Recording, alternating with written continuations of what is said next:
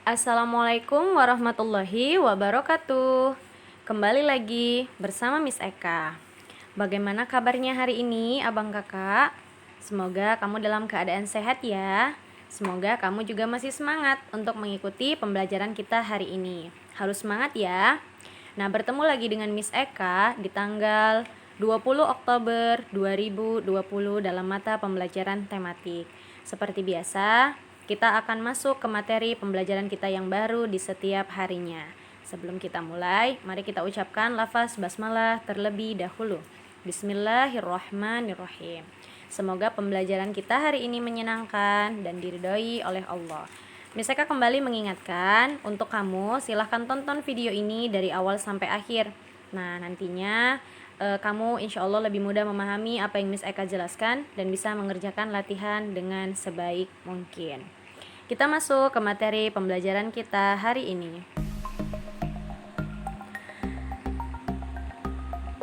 Masih di tema 5 yaitu wirausaha. Subtema 1, kerja keras berbuah kesuksesan. Tujuan pembelajaran kita dalam materi kali ini yang pertama, dengan membaca petunjuk, siswa mampu mempraktekkan mengisi teks pendaftaran keanggotaan klub atau organisasi sesuai petunjuk yang diberikan secara tepat. Yang kedua, dengan membaca teks dan menggali informasi dari berbagai sumber, siswa mampu mengidentifikasi posisi dan peranan Indonesia di bidang ekonomi dalam lingkup ASEAN secara tepat. Dan yang ketiga, dengan mengamati contoh dan membaca penjelasan, siswa mampu mengidentifikasi ciri-ciri logo dan maknanya secara benar. Nah, materi kita yang pertama yaitu dalam pembelajaran PPKN. Nah, tahukah kamu bahwa kerja keras merupakan kunci kesuksesan dalam berwirausaha? Nah, abang kakak, Miss Eka selalu mengatakan dalam setiap profesi kita, dalam setiap hal yang kita kerjakan, kita harus menyertainya dengan usaha dan kerja keras. Karena semua itu tidak akan berhasil jika kita tidak berusaha dan tidak bekerja keras menekuni bidang tersebut. Nah, contohnya saja dalam berwirausaha. Karena di tema kita mengenai wirausaha, maka di sini kita akan mempelajari bahwa dalam berwirausaha, seseorang itu harus bekerja keras untuk mencapai kesuksesan. Jadi, kunci dari kesuksesan dalam berwirausaha itu adalah kerja keras. Jadi, ketika kamu berwirausaha atau sedang melakukan sesuatu, tapi kamu tidak berusaha dan bekerja keras, maka semuanya tidak akan sukses dan tidak akan tercapai apa yang diinginkan. Nah, contohnya saja di sini ada teks kerja keras yang berbuah kesuksesan. Terlahir dari keluarga yang kurang mampu membuat Reja Nur Hilman harus berpikir keras membantu kehidupan keluarga. Di tengah himpitan ekonomi keluarga, suatu hari Reja mengambil keputusan untuk menjual keripik singkong. Keberanian untuk menjadi penjual keripik singkong yang terkesan murahan dan dianggap sebagai makanan tradisional perlu diacungi jempol. Gagasannya dalam mengolah keripik singkong ternyata mampu membuat makanan kecil tersebut digemari dan mempunyai nilai jual lebih. Produk tersebut bahkan berhasil mendunia. Kesuksesan yang diraih Reja adalah berkat kerja kerasnya. Pria berusia 24 tahun ini memulai wirausaha dari nol. Sekarang penghasilan yang diperoleh Reja menembus miliaran rupiah. Kesuksesan tidak datang dengan sendirinya, tapi untuk mencapainya diperlukan kerja keras dan keyakinan. Nah, dalam teks tersebut kita bisa mengambil kesimpulan atau pelajaran yang bisa kita ambil adalah bahwa seseorang ketika dia dilahirkan atau berada dalam keluarga yang sederhana atau bahkan di sini dikatakan kurang mampu, itu tidak menghalangi seseorang tersebut untuk berkreativitas, tidak menghalangi seseorang tersebut untuk mewujudkan mimpinya. Nah, contohnya saja Reja Nur Hilman yang sudah kita baca. Walaupun beliau terlahir dari keluarga yang kurang mampu, tapi beliau tidak pernah putus asa untuk mengusahakan sesuatu dan mencapai cita-citanya. Makanya dari yang sederhana yaitu dia menjual makanan tradisional yaitu keripik singkong, ternyata produk tersebut dengan usahanya yang dibarengi dengan kerja keras, alhamdulillah produk tersebut bahkan berhasil mendunia. Bahkan kalau di sini kita baca, dari keripik singkong yang dia usahakan, dia mampu memperoleh upah atau memperoleh hasil berupa uang miliaran rupiah. Masya Allah ya abang kakak. Jadi ternyata untuk memperoleh mimpi itu tidak mesti dari sesuatu yang terlalu tinggi, dari sesuatu yang sederhana, misalnya dengan berjualan atau berwirausaha. Sesuatu yang kita anggap remeh seperti keripik singkong ternyata mampu membawa seorang Reza Nur Hilman menjadi seseorang yang sukses. Nah, jadi di sini juga dikatakan apa yang membuat si Reza Nur Hilman sukses itu adalah dengan kerja keras dan keyakinannya. Nah, bagaimana dalam Quran surah Al-Insyirah bahwa sesungguhnya bersama kesulitan itu ada kemudahan. Jadi abang kakak, kita hidup di dunia ini Allah itu sudah menyediakan banyak hal, dari mulai sumber daya alam, kemudian Allah juga menganugerahkan kita manusia dengan akal pikiran, kemudian dengan keahlian yang berbeda-beda atau bakat yang sudah kita pelajari di pertemuan-pertemuan sebelumnya. Nah, bagaimana cara kita mengembangkannya? Jadi, kita harus tahu dulu potensi apa yang kita miliki seperti di pembelajaran sebelumnya. Nah, dari potensi itu kita bisa mengembangkannya. Nah, ketika kita akan mengusahakan sesuatu, memang segala sesuatunya itu tidak akan berjalan dengan begitu lancarnya. Bahkan di sini dikatakan sesungguhnya bersama kesulitan itu ada kemudahan. Jadi Allah itu tidak akan memberikan hambanya itu selalu berupa cobaan. Jadi walaupun Allah itu memberikan kita ujian berupa hal-hal kecil, nah di balik itu semua nantinya Allah akan memberikan kemudahan. Kuncinya adalah kita harus bersabar, benar bersabar dan berusaha dan tidak mengeluh. Sama seperti kamu, ketika kamu merasa mempelajari suatu materi atau suatu pembelajaran di sekolah, kamu merasa itu sangat sulit. Nah, ketika kamu berputus asa, ketika kamu menyerah dan mengeluh, maka kamu tidak akan memperoleh kemudahan dari apa kesulitan yang kamu hadapi. Tapi ketika kamu berusaha untuk belajar lebih giat lagi, kemudian kamu yakin dan berdoa kepada Allah, maka insya Allah Allah akan memberikan kemudahan kepada kamu. Jadi intinya jangan menyerah ya abang kakak. Untuk mencapai sesuatu kita harus melakukannya dengan bekerja keras.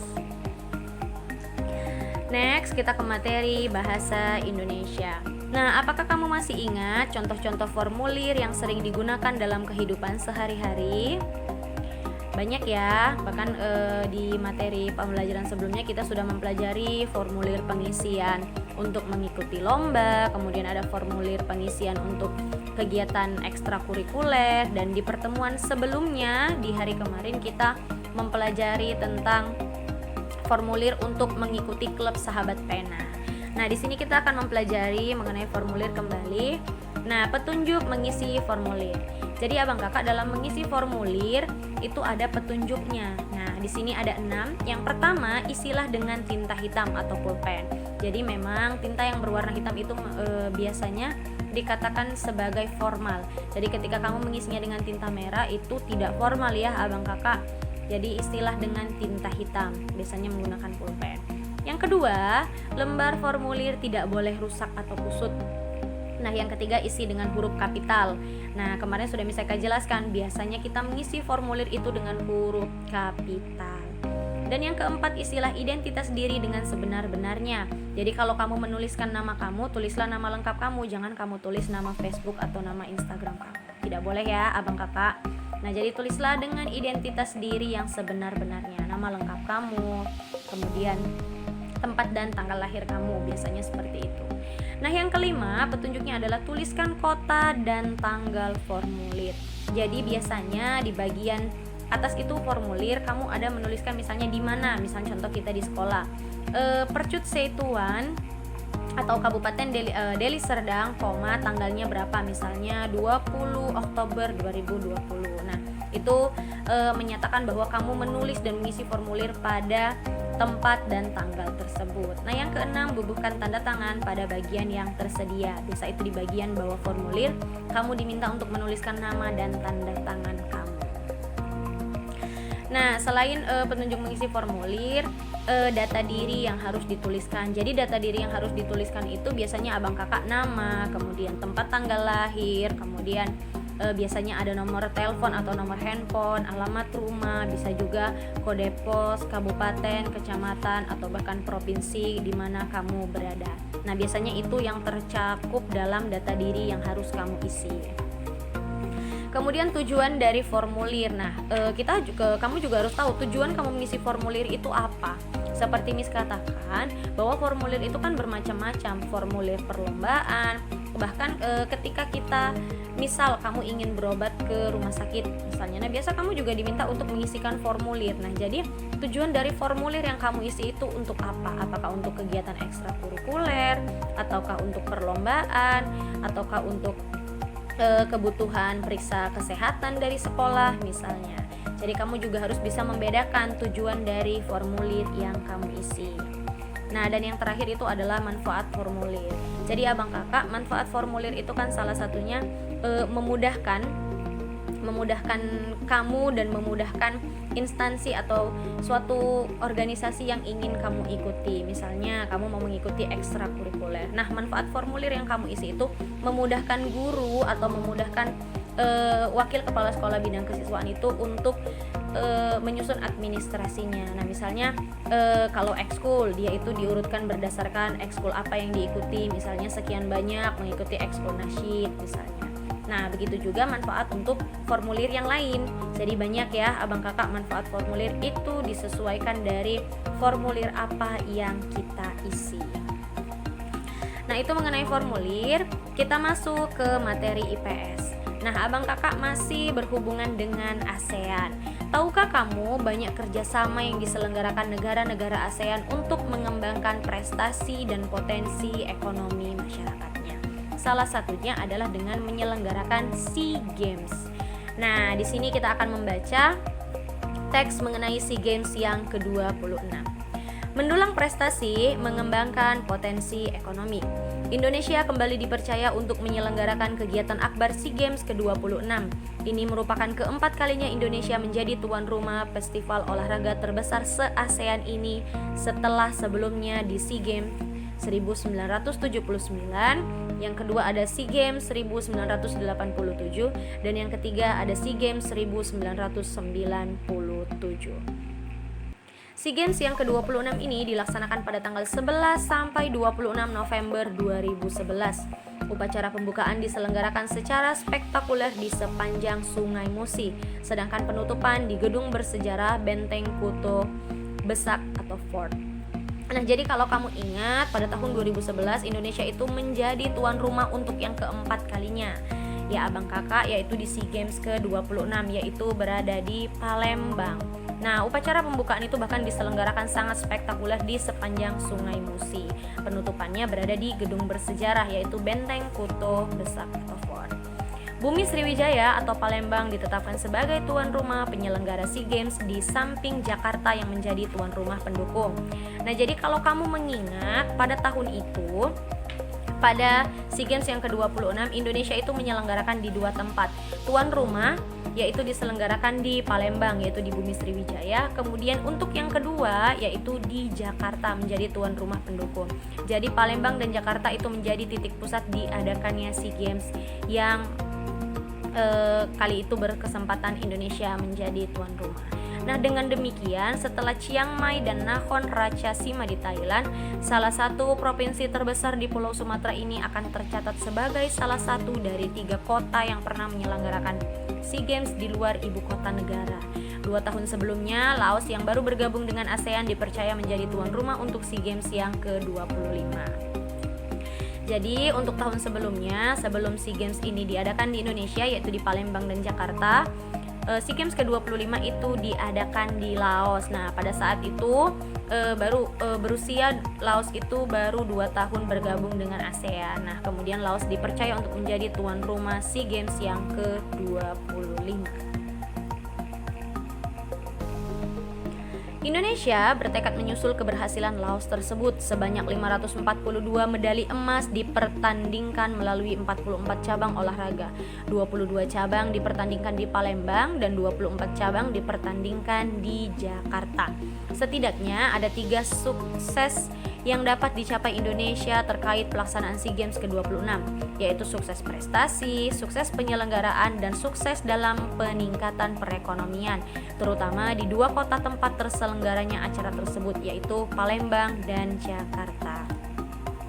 Peningkatan sektor ekonomi. Nah, dalam hal ini peningkatan perekonomian bukan hanya industri besar.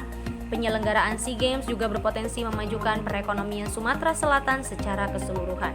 Menjelang acara, pertumbuhan ekonomi provinsi ini mengalami peningkatan hingga 6,4% disebabkan pembangunan fisik sarana dan prasarana SEA Games yang menggunakan tenaga kerja besar-besaran. Persiapan SEA Games terlihat telah meningkatkan geliat ekonomi masyarakat di Palembang dan sekitarnya. Setidaknya itu sejak awal tahun 2011. Geliat ekonomi ini terlihat dari dibangunnya sejumlah hotel baru, terserapnya sekitar 4.000 tenaga buruh untuk pembangunan, serta meningkatnya kegiatan di sentra kerajinan rakyat untuk pembuatan cenderamata. Sekitar 5.000 atlet dari negara di Asia Tenggara termasuk dari Indonesia akan berpartisipasi dalam ajang ini. Nah, sukses prestasi, sukses penyelenggaraan, dan sukses dalam peningkatan perekonomian tentunya tidak terlepas dari kerja keras dari seluruh pihak. Nah, abang kakak, ternyata salah satu dampak SEA Games ini bagi perekonomian Indonesia adalah meningkatkan atau peningkatan sektor ekonomi. Di sini kan sudah dikatakan bahwa bukan hanya industri besar, bahkan pelaksanaan SEA Games ini memajukan perekonomian di Sumatera Selatan, yaitu di Palembang secara keseluruhan. Nah, jadi menjelang SEA Games ini contohnya aja banyak buruh yang dipekerjakan untuk pembangunan hotel, kemudian menyiapkan 5.000 atlet dari negara yang ada di Asia Tenggara termasuk Indonesia. Bahkan juga banyak pengrajin di sentra kerajinan yang begitu aktif dan kreatif untuk membuat banyak cenderamata. Jadi biasanya kalau kita tuan rumah, atlet dari negara-negara yang berdatangan itu biasanya mereka tertarik untuk membeli cenderamata. Jadi itu salah satu dampak atau efek positif adanya SEA Games ke-26 di Indonesia sebagai tuan rumah. Nah, berdasarkan teks tersebut, apakah peranan Indonesia dalam kerjasama yang diselenggarakan antara negara ASEAN? Ini sudah pernah Miss Eka jelaskan di materi pembelajaran minggu lalu.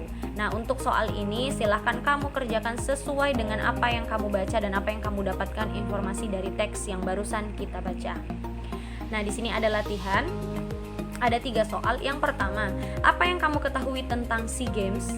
Yang kedua, sebutkan 3 kesuksesan yang akan diraih dalam penyelenggaraan SEA Games. Dan yang ketiga, di mana SEA Games ke-26 diselenggarakan? Kalau kamu tadi menyimak dan ikut membaca dalam hati apa yang sudah Miss Eka baca dan Miss Eka jelaskan, kamu pasti akan dengan mudah mengisi ketiga latihan soal tersebut. Nah, silahkan kerjakan latihan soal tersebut di buku latihan tematik kamu. Kerjakan latihannya dengan baik ya abang kakak. Miss Eka tunggu sampai batas waktu jam 10 malam. Nah, beralih dari SEA Games masih mengenai ASEAN. Nah, apakah kamu pernah mengamati logo ASEAN? Apa arti dari logo tersebut? Mari kita cari tahu. Nah, abang kakak sebelum Miss Eka tampilkan logo ASEAN, kamu pasti mengingat ya, sudah bisa membayangkan bagaimana logo ASEAN. Iya, logo ASEAN itu dia seperti ini. Logo bendera ASEAN, nah identik dengan latar atau background berwarna biru. Nah, di bagian tengahnya ada bundaran berwarna merah dan di bundaran warna merah itu terdapat seperti ikatan simpul berwarna kuning. Di sini kita akan mempelajari apa arti dari logo bendera ASEAN. Nah, abang kakak, sekolah kita atau Nurul Ilmi juga memiliki logo. Nah, kamu itu bisa melihatnya di baju seragam kamu. Nah, logo Nurul Ilmi itu warna apa? Iya, warna biru dan putih. Nah, logonya itu berupa huruf N dan I, menandakan itu adalah Nurul Ilmi. Nah, itu dia namanya logo. Jadi setiap instansi, baik itu sekolah, rumah sakit, atau bahkan toko, kemudian brand, baik itu brand makanan, pakaian, sepatu, biasanya memiliki logo tersendiri. Untuk apa logo ini dibuat? Untuk menandakan bahwa itu sebagai hak cipta, misalnya produk tersebut sebagai hak cipta dari toko tersebut atau perusahaan atau instansi tersebut. Contohnya Nurul Ilmi. Nah, jadi sekolah kita itu memiliki logo tersendiri, yaitu seperti Miss Eka katakan, huruf N dan I berwarna biru dan putih. Itulah logo dari Nurul Ilmi. Jadi banyak lagi, contohnya aja logo pendidikan Indonesia, yaitu Tuturi Handayani. Banyak ya abang kakak, kalau kamu ingin mengetahui contoh dari logo macam-macam yang banyak, silahkan kamu boleh lihat infonya dari internet atau dari YouTube juga silahkan. Nah, kita akan mempelajari mengenai logo bendera ASEAN. Arti dari bendera dan logo ASEAN. Bendera ASEAN melambangkan ASEAN yang stabil, penuh perdamaian, bersatu, dan dinamis. Adapun lambang ASEAN berada di tengah bendera ASEAN. Sedangkan warna bendera dan lambang ialah biru, merah, putih, dan kuning. Masing-masing mewakili warna dasar setiap bendera negara anggota ASEAN. Nah, jadi sudah terjawab. Untuk warna dari logo bendera ASEAN itu ternyata mewakili warna dasar dari setiap bendera negara anggota ASEAN, yaitu ada biru, merah, putih, dan kuning. Contohnya saja kita Indonesia, bendera kita itu berwarna dasar merah, putih, benar. Nah, jadi tercantum dalam bendera, logo, dan logo ASEAN, yaitu ada warna merah dan putih. Ada juga warna biru dan warna kuning. Jadi untuk ke-9 negara anggota ASEAN lainnya, itu warna dasar bendera mereka itu ada yang mencakup biru, kuning, merah, dan juga putih, sama seperti negara kita. Warna biru itu melambangkan perdamaian dan stabilitas, merah itu melambangkan semangat dan kedinamisan, sedangkan putih menunjukkan kesucian, dan yang terakhir kuning itu merupakan simbol kemakmuran. Nah, jadi walaupun warna itu diambil berdasarkan dari mewakili warna dasar dari bendera setiap negara anggota ASEAN, namun warna tersebut juga memiliki arti abang kakak. Jadi biru artinya ada, kemudian merah, putih, dan kuning, ya, itu memiliki arti masing-masing.